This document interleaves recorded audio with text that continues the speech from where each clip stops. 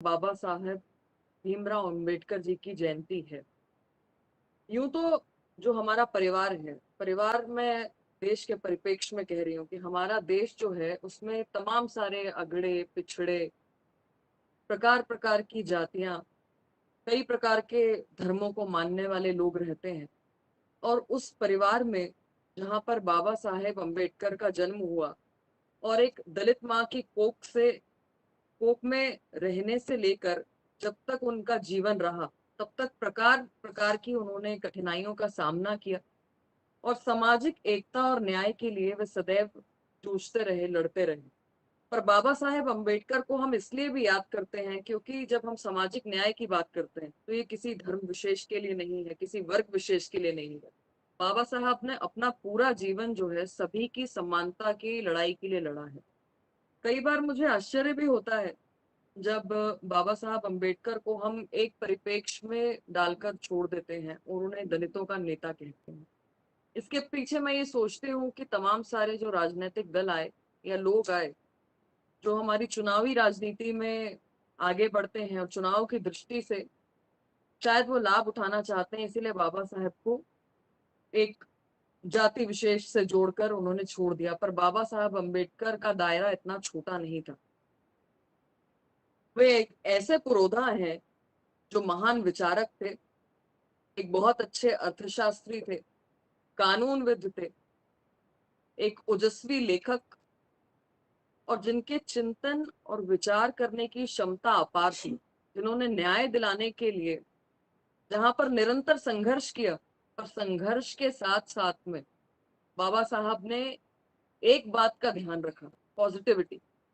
हम जानते हैं कि मानव स्वभाव है और मानव स्वभाव में कई बार जब कोई छोटी बड़ी घटना हमारे साथ घटती है तो उस घटना के घटने के बाद हमारे मन में द्वेष आता है, गुस्सा आता है और उसको पूरा करने के लिए जो मनुष्य है किसी भी हद तक जाता है।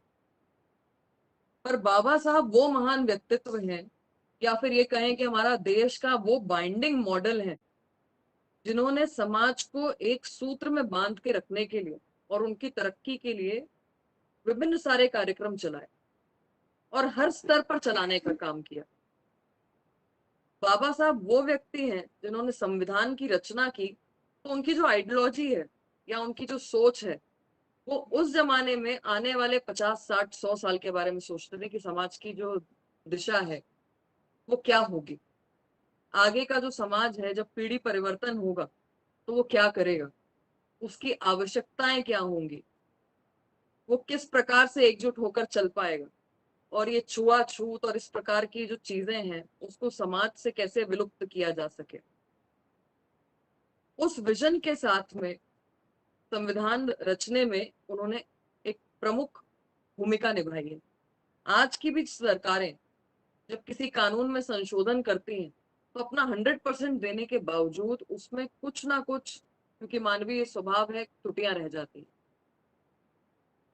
पर इतनी उत्पीड़ना सहन करने के बाद, समाज के साथ इतना सारा भेदभाव देखने के बाद भी बाबा साहब ने अपने ड्राफ्ट में, अपने विजन में कहीं पर भी उसको आने नहीं दिया। और इसीलिए वो एक महान व्यक्तित्व के साथ साथ में एक मानव कैसा होना चाहिए उसका भी जो है सर्वोच्च उदाहरण है। बाबा साहब 3 चीजें कहा करते थे: शिक्षित बनो, शिक्षा, संगठित रहना और उसके साथ में संघर्ष करना। और सबसे ज्यादा जोर जो बाबा साहब का था वो शिक्षा पे था, क्योंकि जब व्यक्ति शिक्षित बनेगा, अपने अधिकारों को जानेगा, समानता को पहचानेगा, न्याय की प्रक्रिया को पहचानेगा, तो एक जो 50% की लड़ाई है वो अपने आप में पूरी हो जाएगी। दूसरा, जब वो संगठित होगा, एकजुट रहेगा, तो कोई ताकत जो है अलग नहीं कर पाएगी, विभाजन नहीं कर पाएगी। जो एजेंडास चलते हैं उसमें ध्रुवीकरण नहीं हो पाएगा। और अगर ये दो हो गए तो संघर्ष की आवश्यकता नहीं पड़ेगी, क्योंकि संघर्ष जो है वो मानवता के लिए है। और जब उसकी दो अहम जो कड़ियां हैं, शिक्षा और संगठित रहना, वो पूरा हो गया तो तीसरे वाले की आवश्यकता खत्म हो जाती है। पर आज कई बार ये हमने देखा है पिछले 60-70 सालों में कि लोगों ने तीसरा वाला ऑप्शन पहले रख दिया और पहले के जो दो थे उसको कहीं विलुप्त कर दिया। बाबा साहब जैसी महान विभूति को कहीं ना कहीं विलुप्तीकरण की ओर पहुंचाने के पीछे भी कई सारी मंशा रही है। खैर वो एक पॉलिटिकल डिबेट है, पर हम सब जानते हैं कि बाबा साहब जब चुनाव लड़ रहे थे तो उनके चुनाव लड़ने के दौरान कांग्रेस ने किस प्रकार का एड़ी चोटी का जोर लगाया था कि बाबा साहब किसी तरीके से चुनाव हार जाएं। पर एक उनके भक्त कहें या शिष्य कहें, योगेंद्र नाथ मंडल ने उन्हें बंगाल बुलाकर चुनाव में न केवल जिताया पर बम्पर वोटों से जिताकर उन्हें कॉन्स्टिट्यूएंट असेंबली में भी भेजा। तो बाबा साहब की जो जर्नी जर्नी है जिसमें उन्होंने सबसे ज्यादा अहमियत अपने जीवन में भी शिक्षा को दी, वो पहले ऐसे भारतीय बने जो कोलंबो और लंदन से जाकर जो राजनीतिक पॉलिटिकल साइंस जिसे हम कहते हैं, राजनीतिक विज्ञान, उसकी शिक्षा उपलब्ध कर कर भारत में आए। और उसके बावजूद कई ऐसी रूढ़िवादी जो सोच थी उसका उनको सामना करना पड़ा। इतना पढ़ा लिखा होने के बावजूद कहीं कहीं पर समस्याएं आई। पानी देने में जो प्यून था वो कतराता था, आसपास के जो लोग थे उनका एजेंडे के तहत वो समाहित नहीं करना चाहते थे।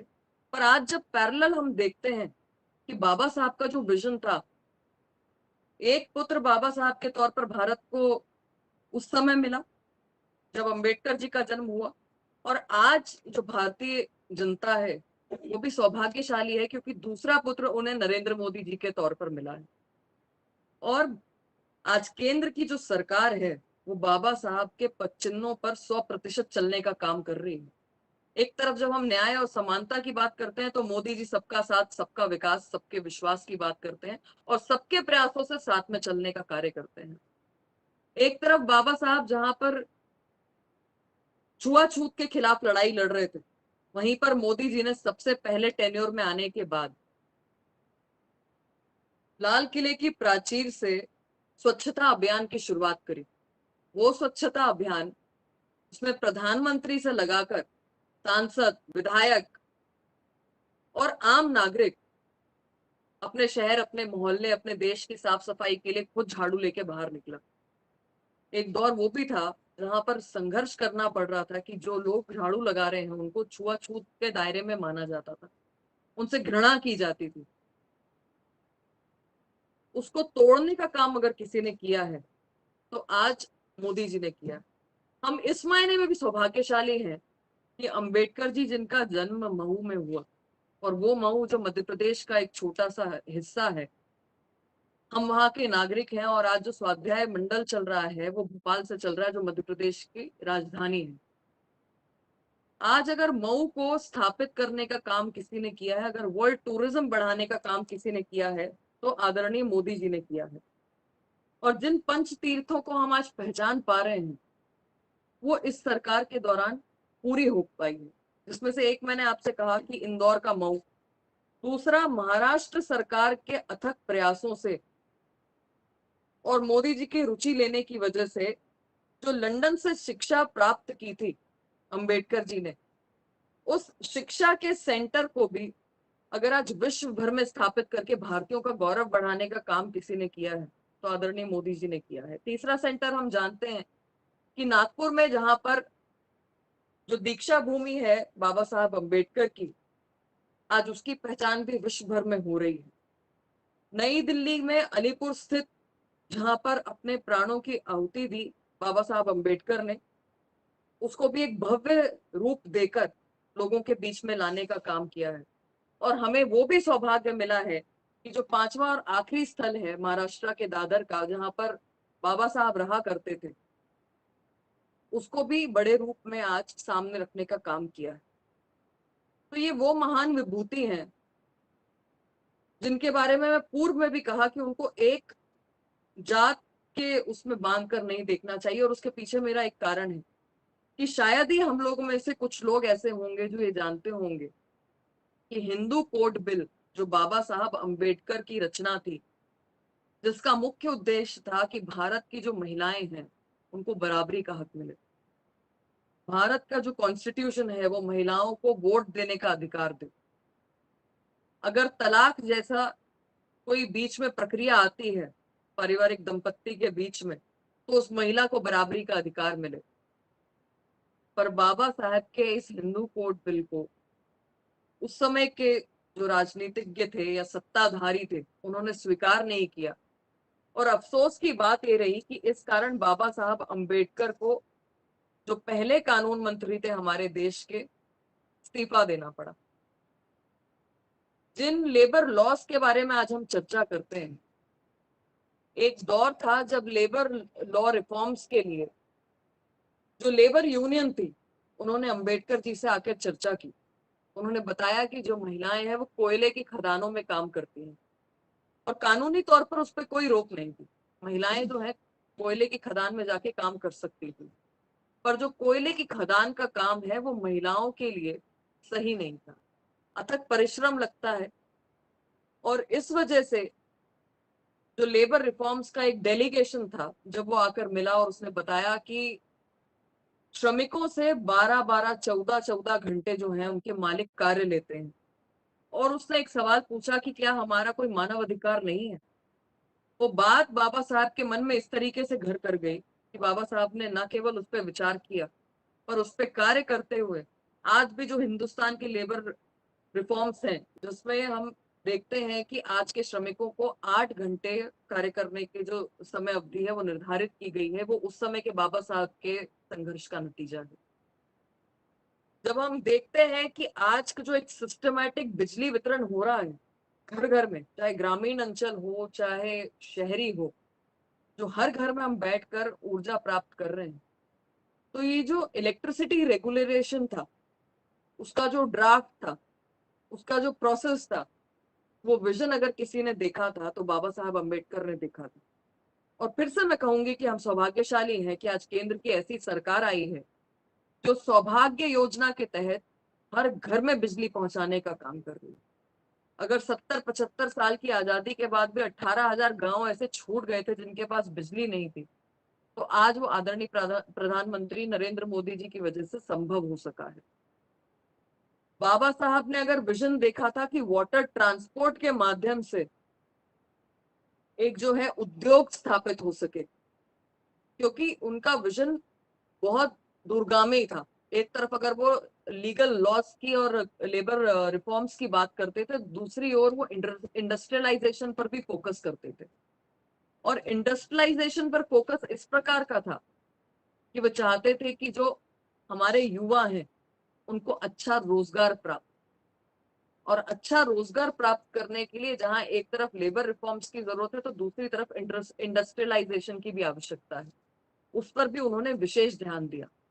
आज मोदी जी के आने के बाद हमने देखा कि जिस सामाजिक समरसता की बात हम सोचते हैं, जिसकी हमारी कल्पना है, जो हमारे संविधान में हमें दिया हुआ अधिकार है, उस अधिकार के तहत एक बिल पास किया जाता है जिसमें हमारे प्रधानमंत्री कहते हैं कि बाबा साहब का देखा हुआ सपना था, इसके लिए आप मोदी सरकार को श्रेय मत दीजिए, क्योंकि हमने सिर्फ इस स्वप्न को पूरा करने का काम किया है। आज वाटर बॉडीज के माध्यम से जो ट्रांसपोर्टेशन हो रहा है, जिससे लाखों लाखों लोगों को हम जोड़कर रोजगार उपलब्ध करा पा रहे हैं, ये उन्हीं के विजन का एक जीता जागता नमूना है।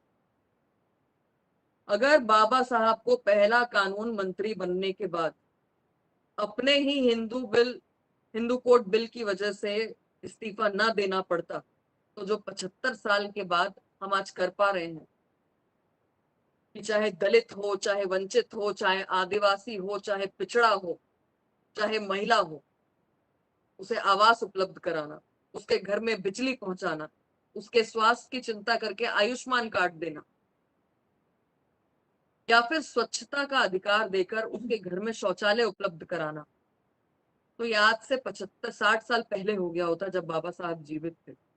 ये जो इतना बड़ा गैप आया है, उसके पीछे हमें समझने की आवश्यकता है कि आखिर वो क्या सोच रही होगी जिन्होंने बाबा साहब को अनदेखा करके इतनी महत्वपूर्ण चीजों को छोड़ दिया। धीरे धीरे परिवर्तन होता गया, और जिस हिंदू कोड बिल की मैं पूर्व में भी चर्चा कर रही थी, अंततः उन सरकारों को अक्षरशः धीरे धीरे उन बातों को स्वीकार भी करना पड़ा। आज जिस रिजर्व बैंक की संरचना को हम देखते हैं, वो रिजर्व बैंक की जो सोच थी वो भी बाबा साहब अम्बेडकर की थी। अगर ये रिजर्व बैंक की सोच नहीं होती तो जो केंद्र और राज्य के बीच में एक जो आपसी समन्वय है, जिससे जो केंद्र का अर्जित व्यय है, पैसा है, वो राज्य को दिया जाता है कुछ प्रतिशत तक, वो नहीं हो पाता। जिस फेडरल सिस्टम को हम साथ में लेकर चलते हैं, जिस एकता के साथ हम चलते हैं, जिस समाज न्याय के लिए हम एक साथ चलते हैं, शायद वो संभव नहीं हो पाता।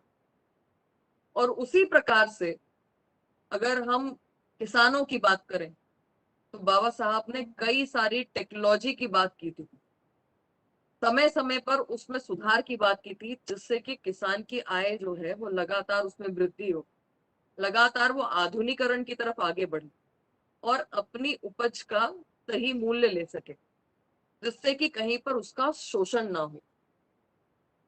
जब हम सामाजिक न्याय में डॉक्टर भीमराव अंबेडकर को याद करते हैं तो क्योंकि कल ज्योतिबा फूले की भी जयंती थी और बाबा साहब उन्हें अपना शिक्षक के तौर पर देखते थे। जिस एक आंदोलन को बचपन से ही, बहुत छोटी उम्र से ज्योतिबा फूले ने आगे बढ़ाने का काम किया सामाजिक न्याय और समरसता के लिए, वो हम सबके लिए एक बड़ा प्रेरणा का कारण है और एक बहुत बड़ी शिक्षा है। बहुत छोटी उम्र में उनकी माता का देहांत हो गया था और माँ के देहांत के बाद से आर्थिक क्योंकि परिस्थितियां ठीक नहीं रही तो ज्योतिबा फूले को स्कूल से ड्रॉप आउट होना पड़ा। पर कुछ समय बाद जब आसपास के लोगों ने देखा कि ज्योतिबा फूले जब अपने छोटे बड़ों के साथ बैठते हैं तो कई सारे सामाजिक मुद्दों की चर्चा करते हैं और बहुत छोटी सी आयु में उनकी जो रुचि है वो क्षेत्र के अलग अलग आयामों को लेकर है और सामाजिक समरसता को लेकर है।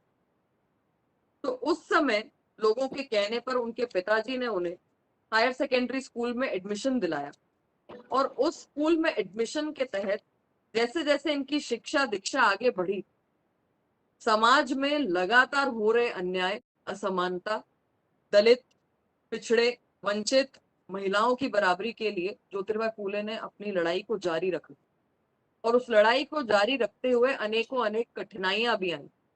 जब उन्होंने महिलाओं के बराबरी के अधिकार की बात की तो लोगों ने एक प्रकार से उनका बहिष्कार करना चालू किया।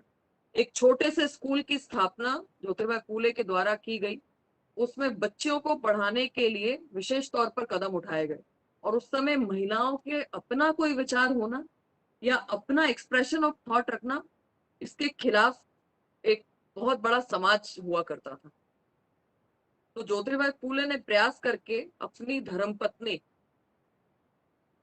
जो पहली महिला शिक्षिका भी रही, सावित्री बाई फूले, उनको आगे बढ़ाया और महिलाओं को शिक्षा देने के लिए, बच्चियों को शिक्षा देने के लिए लगातार संघर्ष किया।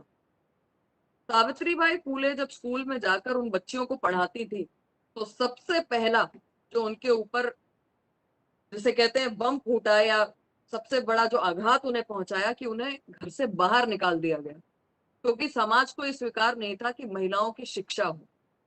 पर इस संघर्ष के दौर में दोनों ही पति पत्नी डगमगाए नहीं और निरंतर उन्होंने संघर्ष किया।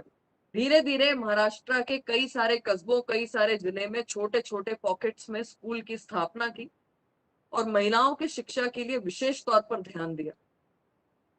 और जिस प्रकार का संघर्ष रहा, ये लगभग वही है जो आगे जाके हमारे संविधान निर्माता बाबा साहब अम्बेडकर ने कानून के तहत और सामाजिक न्याय जिससे हमेशा मिल सके उसको जोड़ने का काम किया।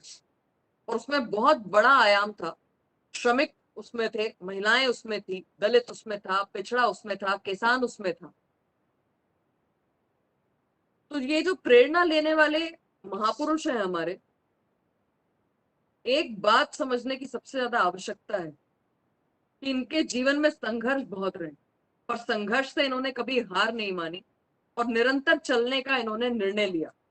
और जब निरंतर चलने का निर्णय लिया तो वो भी इतनी पॉजिटिविटी के साथ में था कि आज वो समाज के लिए एक बड़ा योगदान देने के साथ साथ में एक बहुत बड़ा मैसेज छोड़कर गए हैं। संविधान सभा में खड़ा होकर बाबा साहब अम्बेडकर ने बहुत महत्वपूर्ण बात कही थी।